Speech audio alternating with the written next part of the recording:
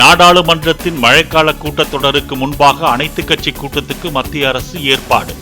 ஜூலை 21 நடைபெறும் கூட்டத்தில் பங்கேற்குமாறு காங்கிரஸ், திமுக, திரிணாமுல், ஆம் ஆத்மி உள்ளிட்ட கட்சிகளுக்கு அழைப்பு.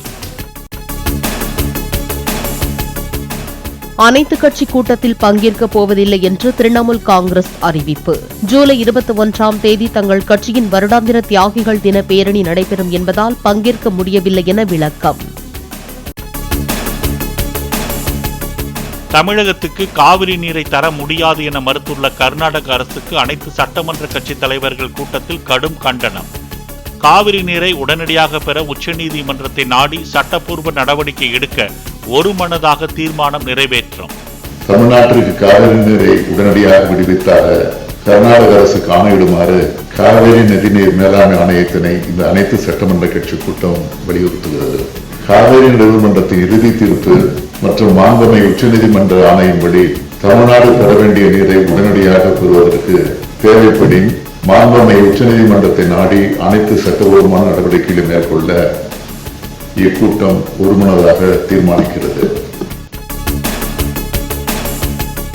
தென்மேற்கு பருவமழை சாதகமாக இருக்கும் சூழலிலும் கர்நாடக அரசின் செயல்பாட்டை எந்தவிதத்திலும் ஏற்க முடியாது என முதலமைச்சர் ஸ்டாலின் கருத்து. காவிரி டெல்டா விவசாயிகளின் உரிமைகளை அரசு நிலைநாட்டும் என உறுதியளிப்பதாகவும் பேச்சு. இந்த ஆண்டில் தென்மேற்கு பருவமழை சாதகமாக இருக்கக்கூடிய சூழலிலும் கர்நாடக அரசு இவ்வாறு நடந்து கொள்வதை எந்த விதத்திலும் ஏற்றுக்கொள்ள முடியாது. தேவைப்படும் அனைத்து நடவடிக்கைகளையும் முழு மூச்சோடு மேற்கொண்டு காவிரி டெல்டா விவசாய உரிமைகளை இந்த அரசு நிலைநாட்டும் என உறுதியளித்து அணைகளுக்கு நீர் அதிகமாக வருவதால் வரும் நீரை அப்படியே தமிழகத்திற்கு திறந்து விடுவதாக கர்நாடக துணை முதலமைச்சர் DK சிவக்குமார் தகவல். அதிகப்படியான நீரை சேமிக்கவே மேகதாதுவில் அணை கட்ட வேண்டும் என கர்நாடகா முயற்சிப்பதாகவும் பேட்டி. கர்நாடகாவில் கபினி, KRS, நுகு அணைகள் நிரம்பியதால் தமிழகத்திற்கு திறக்கப்படும் தண்ணீரின் அளவு அதிகரிப்பு. வினாடிக்கு 40,500 கன அடி வீதம் காவிரியில் தண்ணீர் திறப்பு. டெல்லியில் பிரதமர் மோடியை சந்தித்தார் தமிழக ஆளுநர் RN ரவி. தமிழக அரசியல் சூழல் குறித்து இருவரும் ஆலோசித்ததாக தகவல்.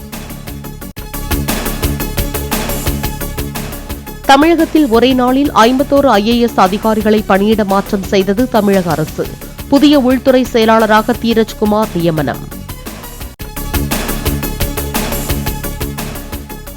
தேர்தல்கள் ஓயட்டும் என காத்திருந்து மக்களுக்கு மின் கட்டண உயர்வு மூலம் முதலமைச்சர் பேரதிர்ச்சியை பரிசீலித்திருப்பதாக EPS விமர்சனம். வரி குதிரை மேல் உள்ள வரிகளை கூட எண்ணிவிடலாம், ஆனால் எண்ண முடியாத வரிகளை மக்கள் மேல் அரசு சுமத்துவதாக கருத்து.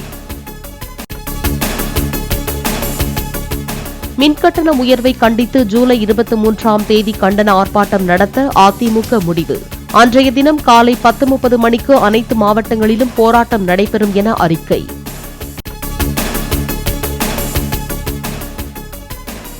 மின் கட்டணத்தை ஏற்றி முதலமைச்சர் பொதுமக்களுக்கு தொடர்ந்து ஷாக் கொடுத்து வருவதாக அண்ணாமலை விமர்சனம். திமுக அரசின் நிர்வாக தோல்விக்காக பொதுமக்கள் மீது கட்டண உயர்வை சுமத்துவது எந்த விதத்தில் நியாயம் எனவும் கேள்வி. 100 கோடி ரூபாய் நிலமோசடி வழக்கில் முன்ஜாமீன் கோரி முன்னாள் அமைச்சர் MR விஜயபாஸ்கர் தாக்கல் செய்த மனு குறித்து பதிலளிக்க காவல்துறைக்கு சென்னை உயர்நீதிமன்றம் உத்தரவு. சட்டவிரோத பண பரிமாற்ற வழக்கில் வங்கி ஆவணங்களை தடய அறிவியல் துறைக்கு அனுப்பி அதன் உண்மைத்தன்மையை ஆய்வு செய்ய கோரி வழக்கு. செந்தில் பாலாஜி தாக்கல் செய்த மனுவுக்கு பதிலளிக்க அமலாக்கத்துறைக்கு சென்னை முதன்மை அமர்வு நீதிமன்றம் உத்தரவு. சட்டவிரோத பணப்பரிமாற்ற தடைச்சட்ட வழக்கில் ஜாஃபர் சாதிக்கை 3 நாட்கள் காவலில் எடுத்து விசாரிக்க அமலாக்கத்துறைக்கு அனுமதி. ஜூலை 18 அன்று ஒருநாள் உறவினர்களை சந்திக்க அனுமதி அளித்து சென்னை மாவட்ட முதன்மை அமர்வு நீதிமன்றம் உத்தரவு. ஜாஃபர் சாதிக்கிடமிருந்து கோடிக்கணக்கான ரூபாய் பரிவர்த்தனை நடந்துள்ளதாக கூறி திருவேற்காடு மற்றும் ஆவடியில் ஜோசப் என்பவரது வீடுகளில் அமலாக்கத்துறை சோதனை. IT துறையில் பணியாற்றும் ஜோசப் ஜாஃபர் சாதிக்கின் பினாமியாக இருக்கலாம் என்ற சந்தேகத்தில் ED ரைடு என தகவல்.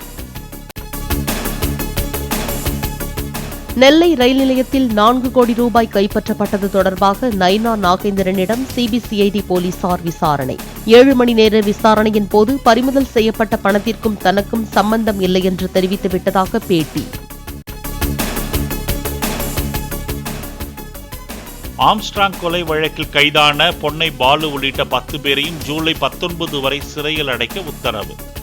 நீதிமன்றத்தில் ஆஜர்படுத்துவதில் பாதுகாப்பு பிரச்சினை இருப்பதாக கூறப்பட்டதால் பூந்தமல்லி கிளை சிறைக்கு நேரில் சென்ற எழும்பூர் மாஜிஸ்ட்ரேட். மதுரையில் நாம் தமிழர் கட்சி நிர்வாகி பாலசுப்ரமணியன் நடைபயிற்சி மேற்கொண்டிருந்த போது மர்ம நபர்களால் ஓட விரட்டி வெட்டி கொலை.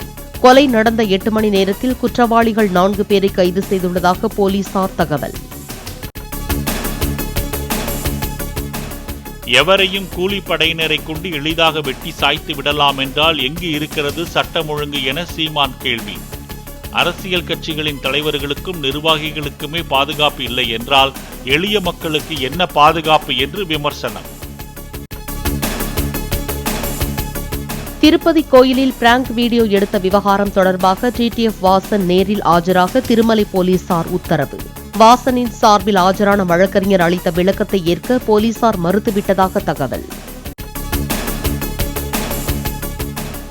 டொனால்ட் டிரம்புக்காக தேர்தல் நன்கொடையாக மாதந்தோறும் 375 கோடி ரூபாய் வழங்க உலகின் பெரும் பணக்காரரான எலான் மஸ்க் முடிவு.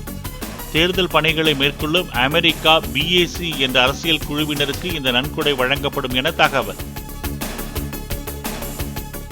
பாரிஸில் ஈஃபில் கோபுரத்தின் உச்சிக்கு எடுத்துச் செல்லப்பட்ட ஒலிம்பிக் ஜோதி. தொடர் ஓட்டமாக பல்வேறு நாடுகளில் எடுத்து வரப்பட்ட ஒலிம்பிக் ஜோதியை ஆர்வத்துடன் வரவேற்ற ஏராளமானோர். C'est à vous.